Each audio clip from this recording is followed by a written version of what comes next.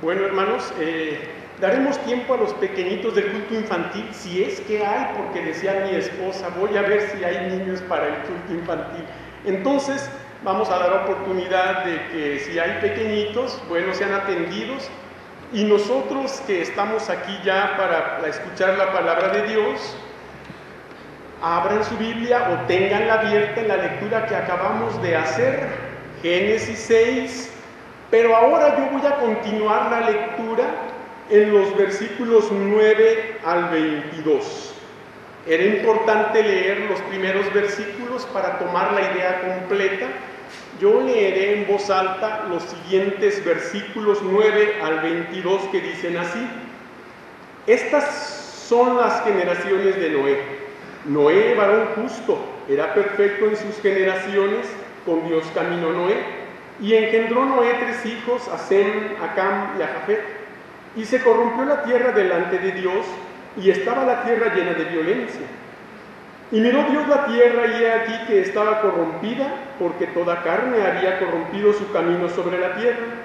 Dijo, pues, Dios a Noé, he decidido el fin de todo ser, porque la tierra está llena de violencia a causa de ellos, y he aquí que yo los destruiré con la tierra.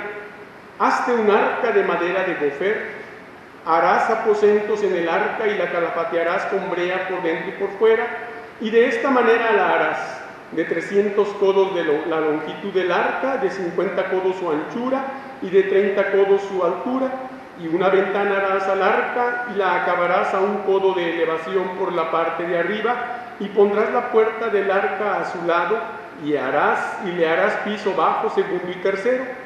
Y aquí que yo traigo un diluvio de aguas sobre la tierra para destruir toda carne en que haya espíritu de vida debajo del cielo, todo lo que haya en la tierra morirá. Mas estableceré mi pacto contigo y entrarás en el arca tú, tus hijos, tu mujer y las mujeres de tus hijos contigo, y de todo lo que vive, de toda carne, 2 de cada especie meterás en el arca para que tengan vida contigo, macho y hembra serán. De las aves según su especie, y de las bestias según su especie, de todo reptil de la tierra según su especie, 2 de cada especie entrarán contigo, para que tengan vida. Y toma contigo de todo alimento que se come, y almacénalo, y servirá de sustento para ti y para ellos. Y lo hizo así Noé, hizo conforme a todo lo que Dios le mandó. Padre bendito, en el nombre de Cristo Jesús, te damos muchísimas gracias por tu palabra santa que acabamos de leer, porque a través de ella, Señor, tú has querido que el hombre entienda tu voluntad. Concédenos en esta hora entenderla claramente y aceptarla en el corazón y ocuparnos en hacerla cumplir. En el nombre de Cristo Jesús. Amén. Bueno, hermanos, recuerden, seguimos en el mes del hogar o la familia cristiana. Por eso este sermón se titula La familia y el liderazgo divino. La familia y el liderazgo divino. Y comenzaré diciendo que el liderazgo es lo relacionado a las funciones o calidad de líderes, así como la dominación o influencia de los líderes. Por lo que un líder es un guía, caudillo, jefe o director de un partido, causa o grupo. Es el que va a la cabeza de una organización, competición o lucha. El liderazgo de un buen líder es una urgente necesidad en toda sociedad organizada, por lo cual el núcleo central de todo país o ciudad en el mundo es la familia, ya que desde los orígenes de la creación universal fue el mismo creador quien le otorgó el lugar prominente que le hace la protagonista en el desarrollo y buen funcionamiento de toda urbe. Nunca como hoy, la figura familiar se ve gravemente afectada por la putrefacción moral de una sociedad corrompida por el imperio del pecado. Cuando se permiten las uniones entre personas del mismo sexo y la posibilidad de adoptar niños para ser criados en la ambigüedad de personas degeneradas. quienes irán de esta forma inyectando el veneno de la inmoralidad en la ya de por sí enferma sociedad. Urgente es ver lo que la Biblia nos presenta para saber cómo la familia y el liderazgo divino puede impactar positivamente en la actual realidad, la que en verdad ha existido siempre. Veámoslo, hermanos. 3 cosas importantes en relación a la familia y el líder divino. La primera, y es que la familia y el liderazgo divino vive dentro de un entorno social. Sí, esa familia donde hay un líder divino vive en ese lugar, en un entorno social. Claro, hermanos, los seres humanos somos gregarios, estamos destinados a congregarnos para un mejor funcionamiento como personas, como familia y como sociedad. Ahora, este entorno social, según nuestro pasaje, ¿qué características encontramos en él? Miren, la primera, es un entorno social donde el líder familiar debe poseer un perfil espiritual divino. Vean lo que dice el versículo 9. Estas son las generaciones de Noé. Noé, varón justo, era perfecto en sus generaciones, con Dios caminó Noé. En este primer versículo encontramos 3 cosas importantísimas de ese perfil espiritual divino que todo líder debe tener, de todo líder familiar. ¿Cuáles son estas 3 cosas? En primer lugar, nos habla de la justicia. Por eso dice el pasaje que Noé era varón justo. La justicia, hermanos. Y aquí hablando de justicia, estamos hablando de una vida acorde a las normas de Dios, a lo que Dios manda, a lo que Dios quiere. ¿Cómo vamos a saber eso? Solo basta tener una Biblia, hermanos. Solo basta tener una Biblia católica o como la que tenemos, que es la misma, con la diferencia de que la Biblia católica tiene unos libros llamados apócrifos, que no son de inspiración divina, pero que tienen valor histórico y literario, de manera que no hay problema. Si su Biblia es católica, ahí encuentra de todas maneras las normas de Dios para la vida. Y cada líder de familia que se supone es el padre o el hombre, debe hacerlo. Debe ser el que encabece este liderazgo. Claro que si la familia no tiene al marido, para eso la mujer sigue adelante. Y si ya los hijos han crecido, el hijo mayor o la hija tienen que tomar esa estafeta. Pero la familia no puede quedar sin un liderazgo. Un liderazgo donde aquel que tome ese liderazgo debe tener también en sí mismo el liderazgo divino de Dios. O sea, ser un creyente en Dios, creyente en Cristo. Justicia, primeramente. Se nos dice de Noé que era varón justo, o sea, apegado a las normas de Dios, a la voluntad de Dios. Nosotros conocemos mucho de la Biblia, hermanos, y sabemos cuál es la voluntad de Dios. La conocemos, lo hemos oído tanto. Así que ya no tenemos que batallar en que nos expliquen cuál es la voluntad de Dios para mi persona, para mi familia, para mi iglesia, para mi sociedad. Y la principal voluntad del Señor es que os apartéis de la fornicación, moralmente hablando, ¿verdad? Para que seamos del pueblo del Señor, ¿verdad? ¿Qué más decimos? ¿Qué otra característica? Estamos hablando de justicia. Bueno, la segunda nos habla de perfección. Dice que Noé era varón justo y dice, era perfecto en sus generaciones. O sea, que entre sus congéneres, entre aquellas personas de su tiempo, Noé destacaba por esa perfección. Y cuando hablo de perfección, estoy hablando de una constante madurez espiritual. A eso me refiero con perfección, no a la perfección de Dios, pero sí iba en ese camino de la perfección divina, porque solo Dios es perfecto, solo Dios posee esa perfección inmaculada que solo Él tiene, y la cual Cristo vino a reflejar cuando estuvo en esta tierra. Pero mientras dice la Biblia que era perfecto en sus generaciones, era eso, una vida en constante madurez espiritual, o sea, creciendo espiritualmente delante de Dios. ¿Cuántos años tiene como cristiano? ¿Cuántos años tiene oyendo la palabra de Dios? ¿Cuántos años tiene conociéndola, enseñándola, hablándole a otros de Cristo? ¿Cuántos años que ya debería de tener un nivel de crecimiento espiritual? Un nivel que no debe detenerse, porque si se estanca, algo está pasando. O si ese nivel empieza a decrecer, empieza a hacerse menos, pues algo grave ya está sucediendo. El crecimiento espiritual es, aunque sea lento, pero va gradualmente. Tenemos que ir creciendo, hermanos. Tenemos que ir creciendo. Eso es perfección, ¿verdad? Y Noé era perfecto entre todos sus congéneres, o sea, que se distinguía, se destacaba por esa madurez espiritual que le hacía ser un creyente en Dios verdadero. Usted, donde quiera que le tiene el Señor, ¿se distingue por eso? ¿Por su madurez espiritual?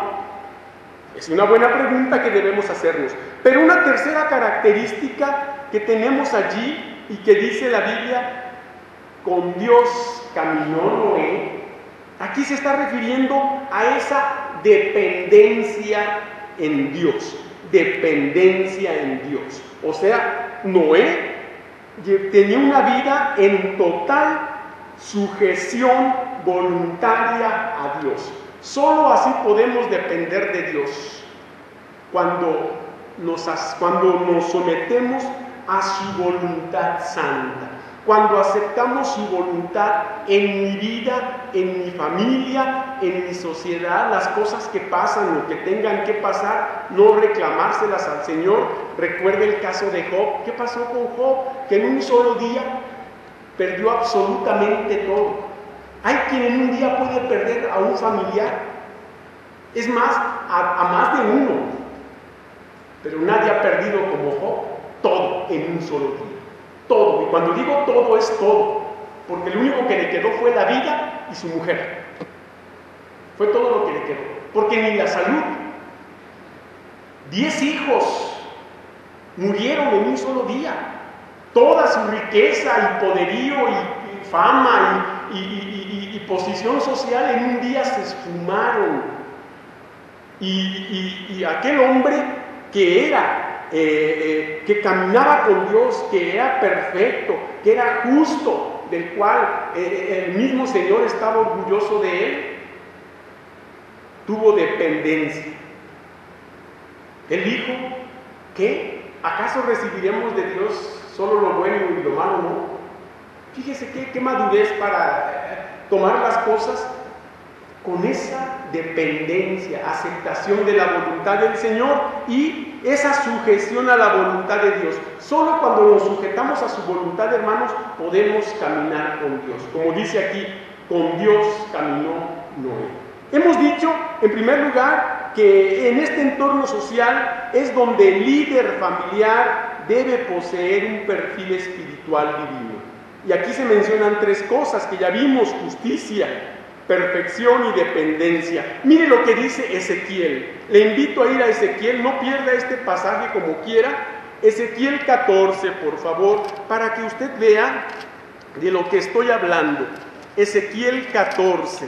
Va a ver qué pasaje tan impresionante. Ezequiel 14, 12 al 14 dicen así: vino a mí palabra de Jehová diciendo, hijo de hombre, cuando la tierra pecare contra mí, rebelándose perfidamente, y extendiere yo mi mano sobre ella, y le quebrantare el sustento del pan, y enviare en ella hambre, y cortare de ella hombres y bestias, si estuviesen en medio de ella estos 3 varones, Noé, de quien estamos hablando, Daniel y Job, a quien estaba yo ejemplificando, ellos por su justicia librarían únicamente sus propias vidas. ¿Quién dice?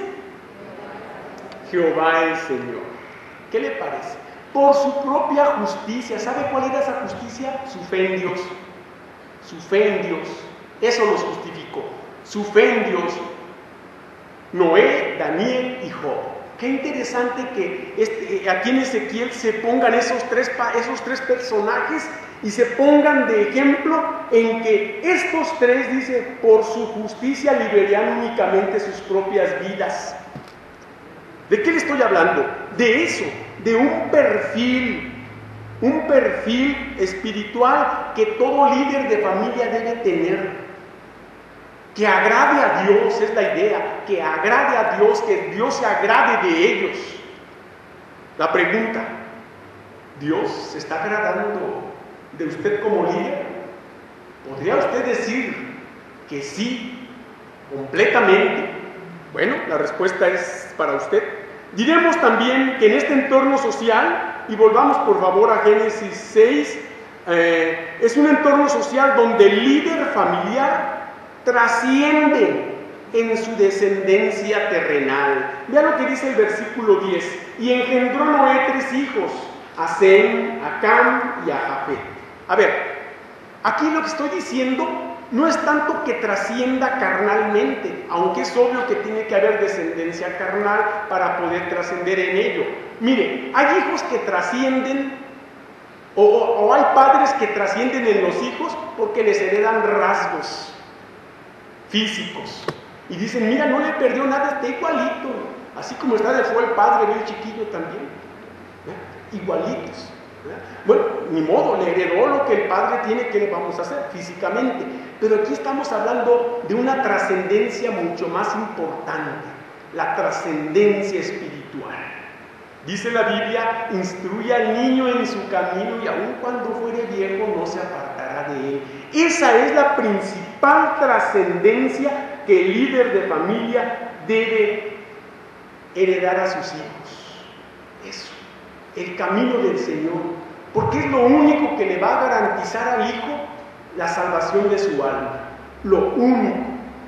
Hay padres que solamente se ocupan en que los hijos estudien y se superen para que tengan mucho dinero y un trabajo lucrativo, una posición social muy buena y la seguridad material garantizada.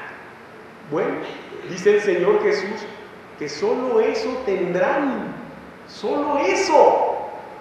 Acabándose la vida, muriéndose, o acabándose el mundo, o viniendo una tragedia que le quite todo como a Job, ¿qué le va a quedar si no tiene una herencia espiritual que le haga confiar en Dios? ¿Qué le va a quedar?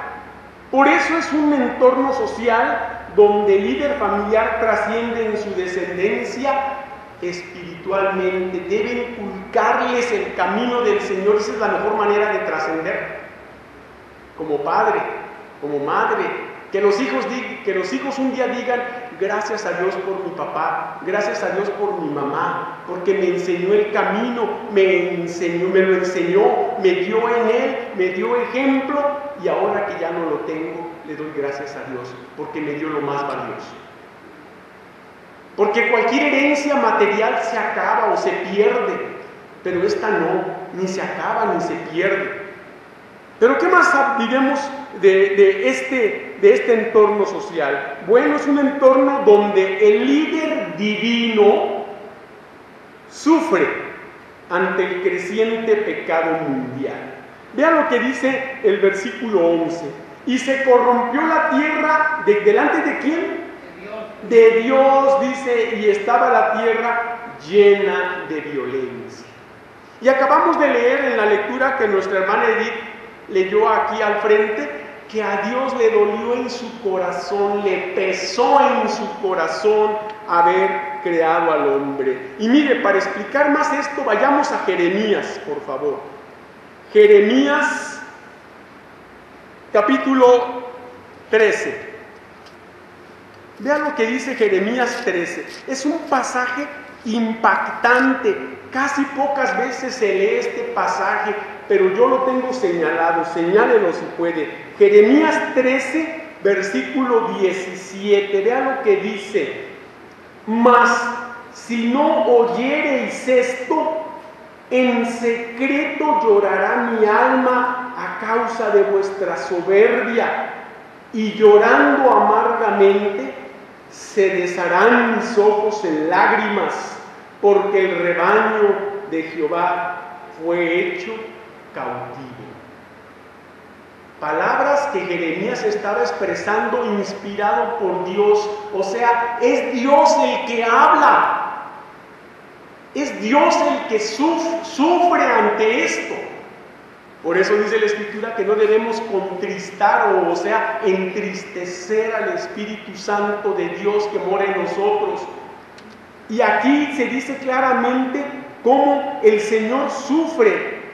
Dice: en secreto llorará mi alma a causa de vuestra soberbia, y llorando a causa de vuestra soberbia, dice, y llorando amargamente se desharán mis ojos en lágrimas. Yo digo, ¿por qué a veces cuando vemos llorar a alguien, nomás por verlo llorar, nos condolemos tanto que cambiamos inclusive la actitud que hayamos tenido contra aquella persona y hasta nos sentimos mal, aunque ella haya tenido la culpa? Muchas veces pasa eso. Pero ¿cómo no nos conduele saber que Dios sufre cuando ve el pecado en el pueblo? Que Dios sufre al ver una sociedad que se está perdiendo y que de la cual nosotros parece que estamos indiferentes, como si no nos importara nada. Pues Él sabe lo que hace, allá Él. Oye, no. Él no sabe lo que hace. Un incrédulo hace, dijo el Señor, perdónalos porque no saben lo que hacen. Espiritualmente no saben lo que hacen. Nosotros sí tenemos conocimiento de que están equivocados, ellos no. Por eso es importante, dice, y se corrompió la tierra delante de Dios y estaba la tierra llena de violencia. ¿Sí? Un entorno social donde el líder divino, o sea Dios, sufre ante el pecado. Pero esto es el primer punto que acabamos de ver, ¿verdad?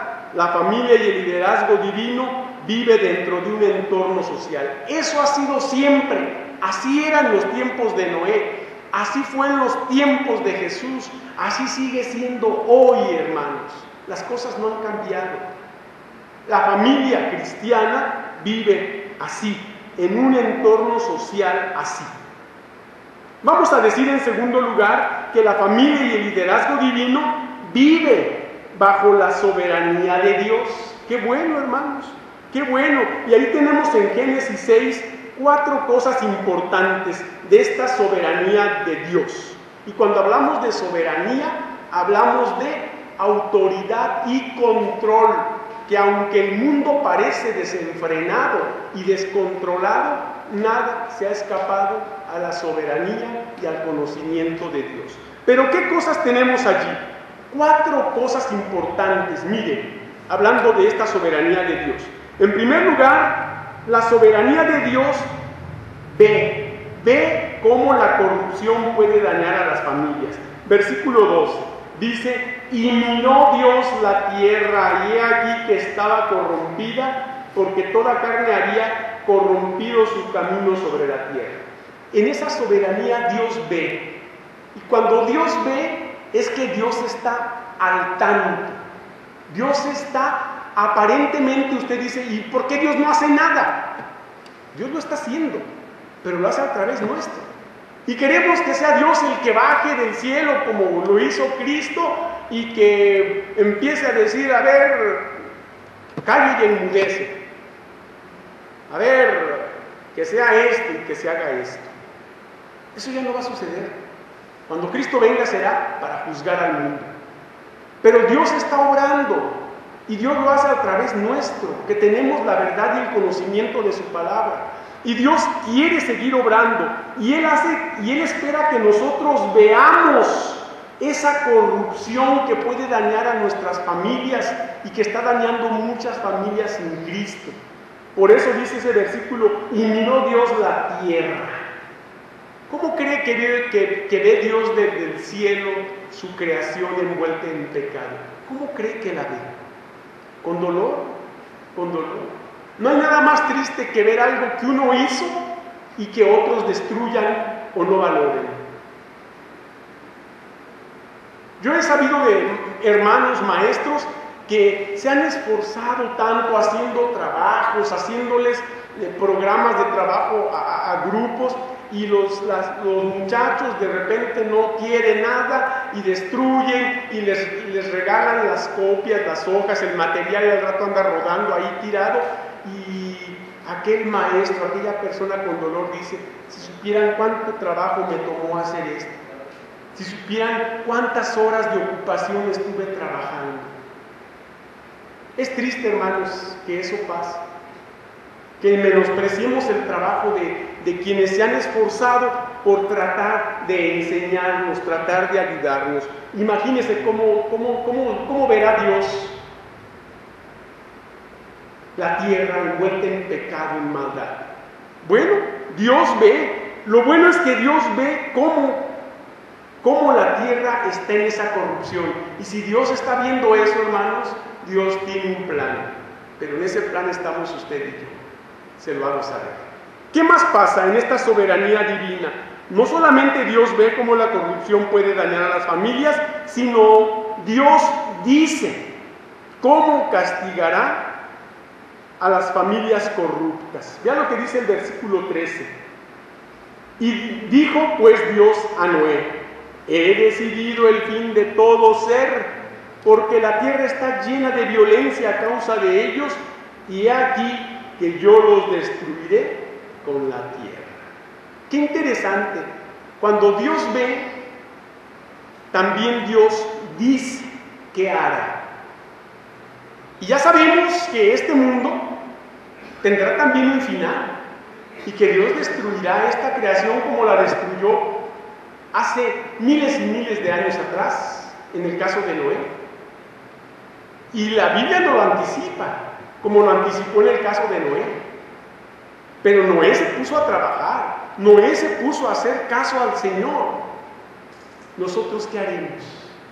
¿Qué haremos? ¿Seguiremos iguales? ¿Seguiremos tranquilos, sin tomar cartas en el asunto? Mire lo que dice Mateo. Vayamos a Mateo 24, por favor. Pasaje muy conocido. Mateo 24, vean lo que dicen los versículos 37 al 39. Mateo 24, 37 al 39 dicen así: mas como en los días de Noé, así será la venida del Hijo del Hombre, porque como en los días antes del diluvio estaban comiendo y bebiendo, casándose y dándose en casamiento, hasta el día en que Noé entró en el arca, y no entendieron hasta que vino el diluvio y se los llevó a todos. Así será también la venida del Hijo del Hombre. ¿Qué le parece? La Biblia nos está anticipando lo que va a suceder y nos pone el caso de Noé. Será como en los días de Noé. Y estamos revisando los días de Noé. ¿Qué es lo que pasó? ¿Por qué es lo que pasará? En términos prácticos, pasará lo mismo. Será destruida esta tierra. Esta humanidad será condenada, la humanidad sin Cristo. ¿Y qué estamos haciendo? Noé hizo la voluntad del Señor. Dice que y no entendieron hasta que vino el diluvio, se los llevó a todos. La gente de hoy a lo mejor no entiende, o no lo sé, pero yo más bien creo que sí entienden, porque ahora el Espíritu Santo está hablando al corazón de la gente, pero lo hace a través de usted y de mí. Aquí la pregunta es: ¿qué estamos haciendo nosotros? Noé dio testimonio, ¿usted lo está dando? Noé dio testimonio al ponerse a construir un arca que le tomó todo un año o más del año construirla, y estuvo dando testimonio de lo que iba a pasar. ¿Usted está dando testimonio de lo que va a pasar? ¿Lo está haciendo? Bueno, eso fue lo que hizo Noé. Por eso el Señor lo preservó, porque hizo la voluntad del Señor. La soberanía de Dios dice cómo castigará a las familias corruptas, a las familias sin Cristo, que es la humanidad, que está llena de familias que no quieren creer en Cristo. Pero también la soberanía de Dios manda a las familias creyentes que lo que deben hacer. Volvamos ahí a Génesis 6 para que vean los versículos 14 al 16 que dicen así: hazte, vea lo que manda, hazte un arca de madera de gofer, harás aposentos en el arca y la calafatearás con brea por dentro y por fuera, y de esta manera la harás de 300 codos de la longitud del arca, de 50 codos su anchura y de 30 codos su altura.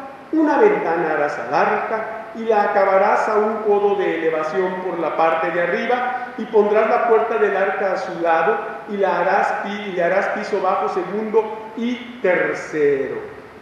¿Qué le parece?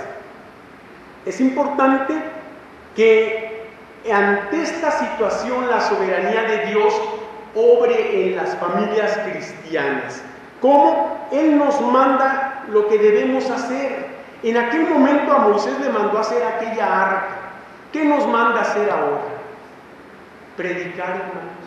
Moisés estaba predicando un mensaje al estar haciendo aquella arca. Ahora no hay necesidad de hacer un arca, literalmente hablando.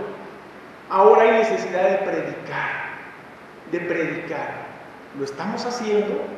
Ya le habló a sus familiares de Cristo, de que entreguen su vida al Señor, de que solo Cristo da salvación, de que Cristo vino a este mundo para morir por sus pecados. Ya le habló a sus familiares, ya le habló a sus vecinos, a sus compañeros de trabajo o de escuela. Ya les habló a aquella persona que Dios pone en su camino, en el camión. Ya le habló de Cristo. Bueno, entendamos algo. Esa soberanía de Dios nos está mandando lo que debemos hacer. Y qué interesante es que Noé hizo al pie de la letra lo que Dios le mandó. Ahora lo que Dios nos manda no es tan cansado como hacer un arca, hermanos. Es mucho más fácil. ¿Sabe por qué? Porque lo que vamos a hablar es la verdad. Porque lo que nos vamos a hablar lo vamos a hacer dirigidos por el Espíritu Santo. Por lo que vamos a hablar, porque lo que vamos a hablar será obrado por el Espíritu Santo en el corazón de la otra persona. Así que, ¿qué más queremos? Tenemos las cosas mucho más fáciles que Noé y las estamos haciendo. Estamos hablando de Cristo a la gente sin Cristo. Bueno, saquemos nuestras conclusiones. Pero también la soberanía de Dios hace lo justo para acabar con la maldad. Vean lo que dice el versículo 17. Y he aquí que yo traigo un diluvio de agua sobre la tierra para destruir toda carne en que haya espíritu de vida debajo del cielo. Todo lo que hay en la tierra, ¿qué dice? Morirá. Todo lo que hay en la tierra. En aquel tiempo el Señor acabó con la tierra, con la vida en la tierra por medio de agua.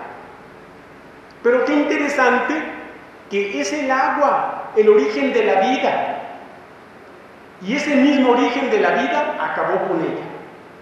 Pero de algún modo había un plan, que cuando esa agua se retirara y la tierra absorbiera todo el agua, esa misma agua diera nuevamente vida. Obviamente por medio de la vida que fue preservada en el arca. Iba a haber mucho pasto, mucha vegetación,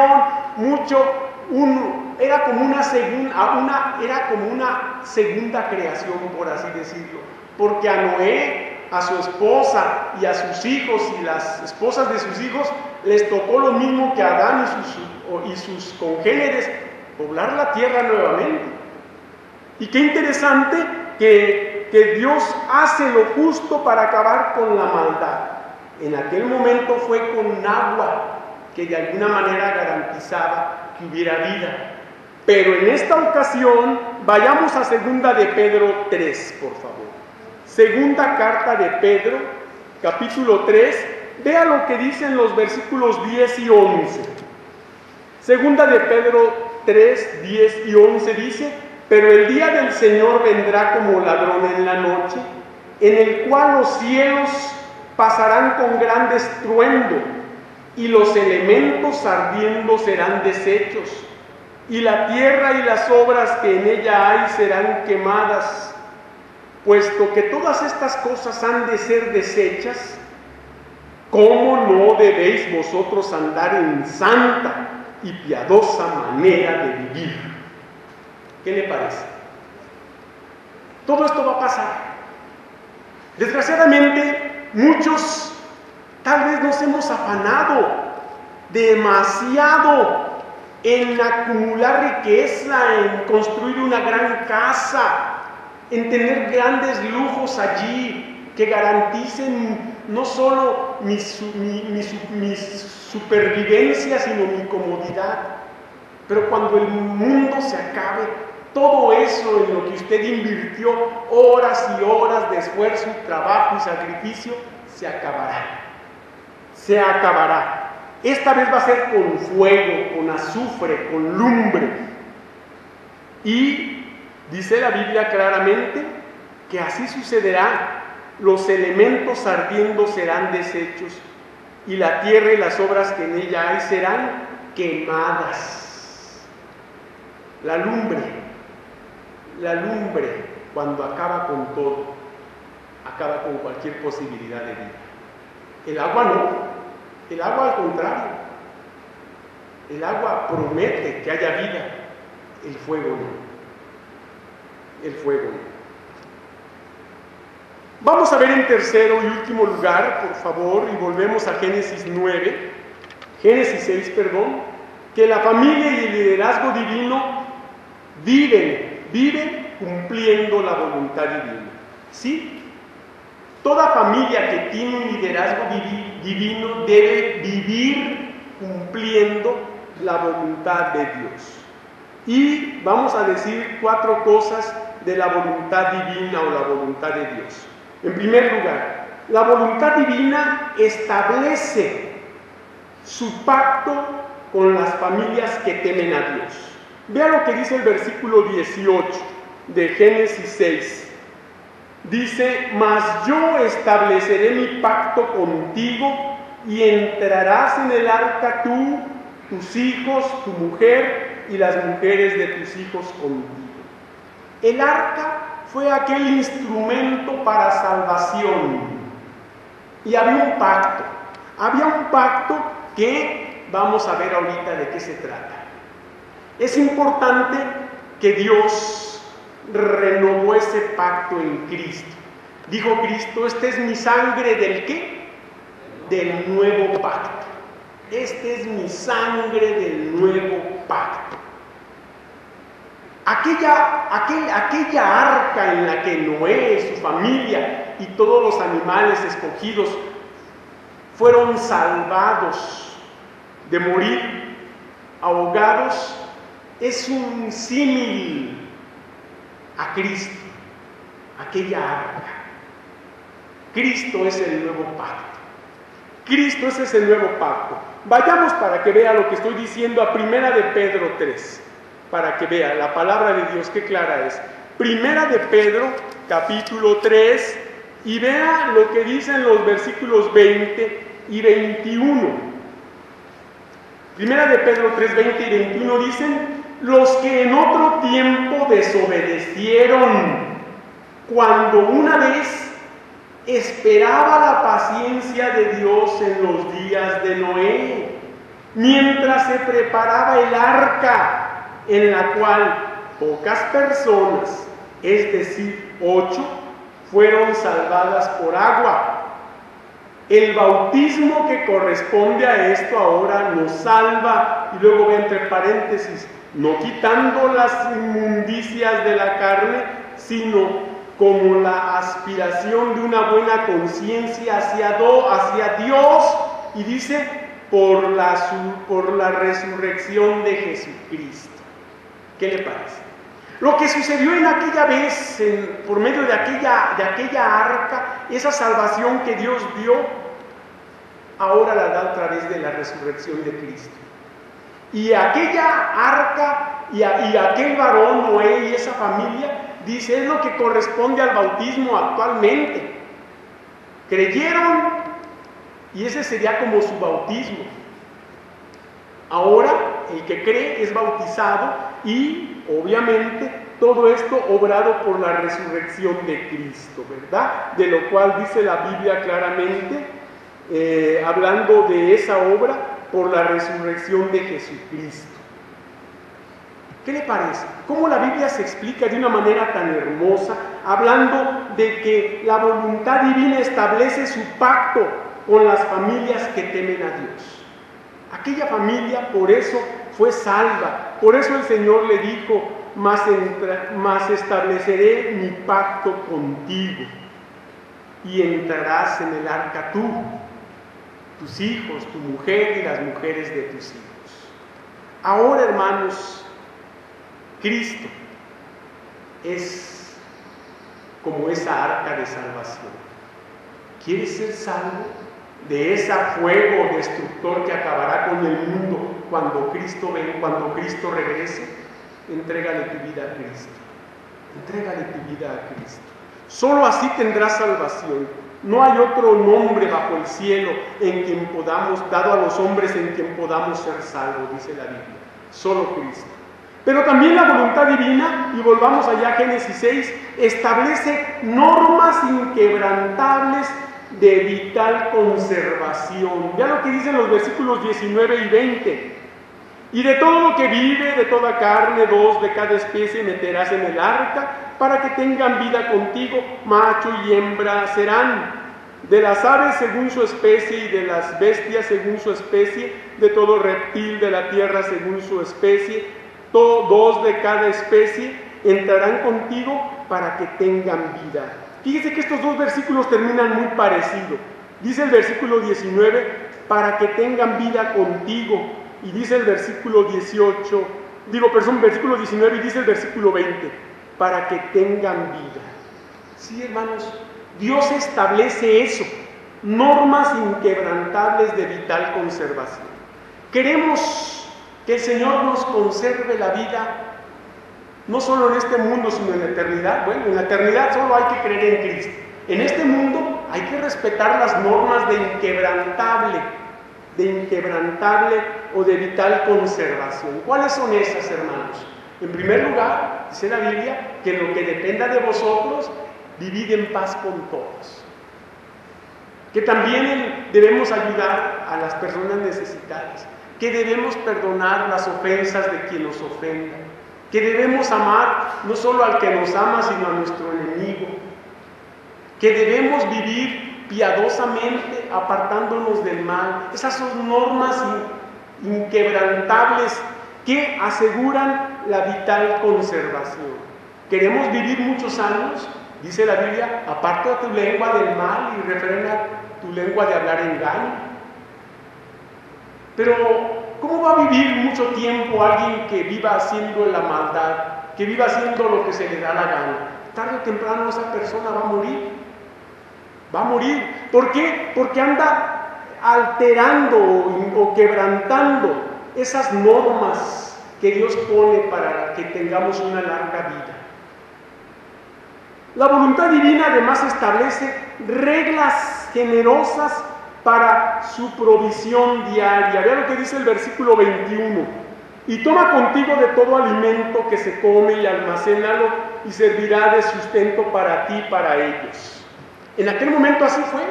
Y Dios le dio a Noé tiempo de hacer eso, de almacenar alimento, granos y todo lo que había para comer.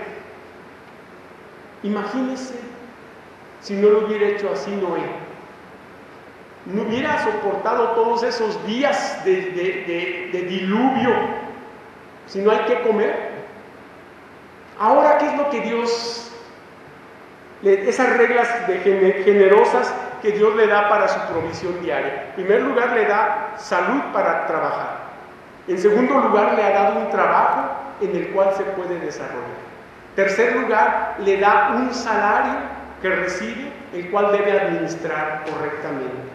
Y en cuarto lugar, le da la capacidad de comprar o de proveerse de lo necesario para el sustento diario. Desgraciadamente ahora tiene más atracción comprar celulares, computadoras, pantallas de televisión, aunque estén los hijos sin comer. Y estamos cambiando las prioridades, porque ahora hay que ir al día con la tecnología, aunque comamos rebanadas de aire. Pero no.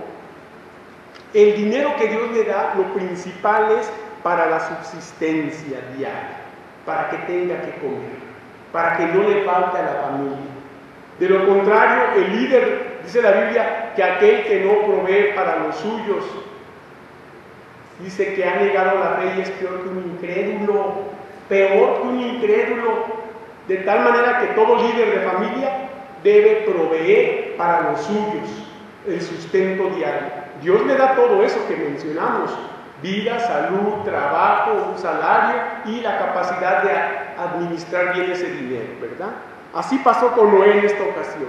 Y finalmente, hablando de esta voluntad divina, también establece una estrecha relación con quienes le obedecen, ¿sí? Esa voluntad divina establece una estrecha relación con quienes le obedecen. Versículo 22 dice: y lo hizo así Noé, hizo conforme a todo lo que Dios le mandó. ¿Qué le parece? ¿De nosotros se podrá decir eso? ¿Que hacemos todo lo que Dios nos manda? Tal vez por eso es que no tenemos estrechas relaciones con Dios.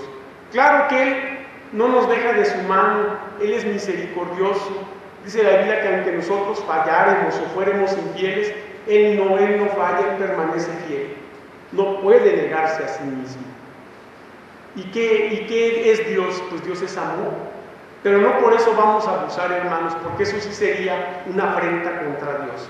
Que sabiendo que Él no falla, digamos al cabo que aunque yo falle, Él no va a fallar, pues nos la pone facilita. Porque también no podemos burlarnos de Dios. Pero sí es importante decir eso. La voluntad de Dios establece una estrecha relación con quienes le obedecen. Dice la Biblia, y lo hizo así Noé, hizo conforme a todo lo que Dios le mandó. Por eso, en el versículo 9 que leíamos al principio, dice al final, con Dios caminó Noé. Es algo que solamente se dice de Noé y de Enoc. Con Dios caminó Noé. ¿Estamos caminando con Dios cada uno? ¿De veras estamos caminando con Él? Voy a terminar diciendo lo siguiente. Familias y sociedades enteras sin Cristo van con destino a la condenación eterna en el infierno, porque la Biblia dice así, escuche, Mateo 7:3, porque ancha es la puerta y espacioso el camino que lleva a la perdición, y muchos son los que entran por ella. Muchos son los que entran por ella. Por esta urgente razón, las familias que conforman toda sociedad establecida en el mundo necesitan del liderazgo divino que puede darles salvación y nueva dirección a cada hogar. Por eso también Hechos 16:31 dice: cree en el Señor Jesucristo y serás salvo tú y tu casa.